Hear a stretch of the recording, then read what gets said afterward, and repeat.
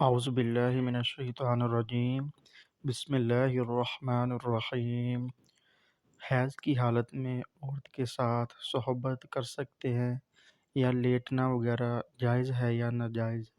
اس کے بارے میں اہم معلومات۔ خالق کائنات نے مرد اور عورت کے اندر ایک دوسرے کی صحبت سے سکون حاصل کرنے اور لطف اندوز ہونے کی جو خواہش رکھی ہے، اس کو پورا کرنے کے لیے شرع اسلامی نے نکاح کا طریقہ بتایا ہے، اور اسی لیے نکاح حضور نبی کریم صلی اللہ علیہ وآلہ وسلم کی نہایت اہم سنت ہے۔ اس کے ذریعے انسان زنا جیسے مذموم گناہ سے بچتا ہے۔ یہی وجہ ہے کہ نکاح کو نصف الایمان بھی کہا گیا ہے۔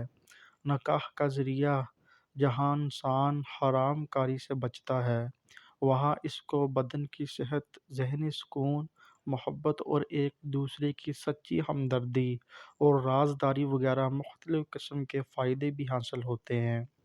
نکاح رخصتی کے بعد جب مرد عورت تنہائی میں یکجا ہوتے ہیں تو مرد کے اندر بالعموم مباشرت کا جذبہ بڑی شدت کے ساتھ ابھرتا ہے، اور اس وقت بعض مرد بڑی بے صبری کے ساتھ عورت پر ٹوٹ پڑتے ہیں۔ بسا اوقات بیوی بحالت حیض ہوتی ہے تو اس درندگی سے بہت تکلیف ہوتی ہے اور وہ منع بھی کرتی ہے، مگر احکام الہی کی ناواقفیت اور اس کے نقصانات کا علم نہ ہونے کے باعث عورت کے انکار کا لحاظ نہ کرتے ہوئے صحبت کر لیتے ہیں، جبکہ قرآن عظیم نے صاف الفاظ میں حالت حیض میں صحبت کرنے سے روکا ہے اور حرام قرار دیا ہے۔ ترجمہ: حالت حیض میں عورت سے الگ تھلگ رہو۔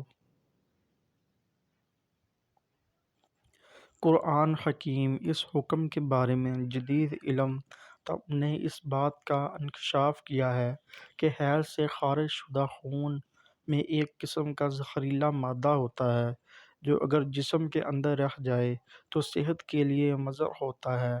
اس طرح حالت حیض میں جماع سے اجتناب کرنے کے راز سے پردہ ہٹا دیا ہے۔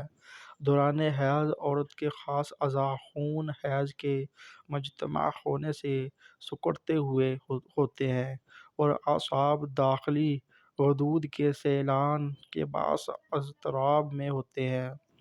اس لیے حالت حیض میں جنسی اختلاط مضرت اور کبھی حیض کی رکاوٹ کا سبب بن جاتا ہے، اور بعد میں مزید خرابیاں، سوزش، رحم وغیرہ پیدا ہو جاتی ہیں، اور موجودہ زمانے میں ایڈز نام کی انتہائی خطرناک بیماری جو مرض وجود میں آئی ہے، وہ بھی اس قسم کی بدعنوانیوں کا نتیجہ ہے۔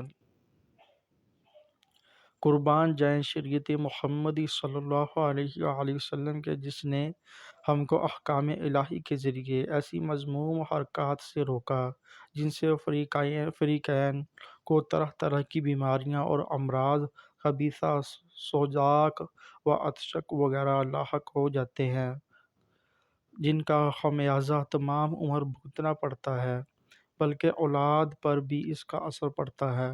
اولاد مذموم یعنی کوڑی ہو جاتی ہے۔